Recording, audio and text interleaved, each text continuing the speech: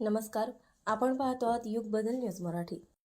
राज्य सफाई कर्मचारी आयोग उपाध्यक्ष मुकेश सारवान यांना सफाई कामगार सचिन सावरे यांचे निवेदन। राज्य सफाई कर्मचारी आयोगाचे उपाध्यक्ष मुकेश सारवान हे जळगाव दौऱ्यावर आले असता अकोल्यातील शासकीय वैद्यकीय महाविद्यालयाचे सफाई कर्मचारी सचिन सावरे यांनी त्यांना निवेदन सादर केले।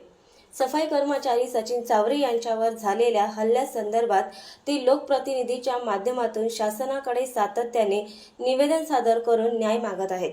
माझ्यावर हल्ला करणाऱ्यावर अद्यापही कारवाई झाली नसल्याचे सफाई कामगार सचिन सावरे यांनी राज्य सफाई कर्मचारी आयोगाचे उपाध्यक्ष मुकेश सारवान यांच्याशी चर्चा करताना सांगितले।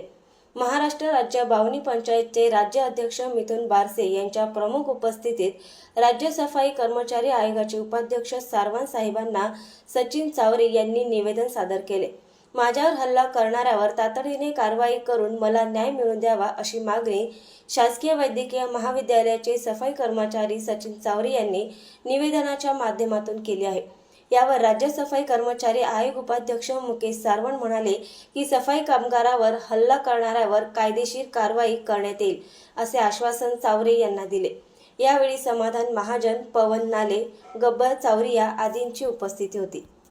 नवीन अपडेट मिळविण्यासाठी चॅनलला लाईक आणि सबस्क्राईब नक्कीच करा।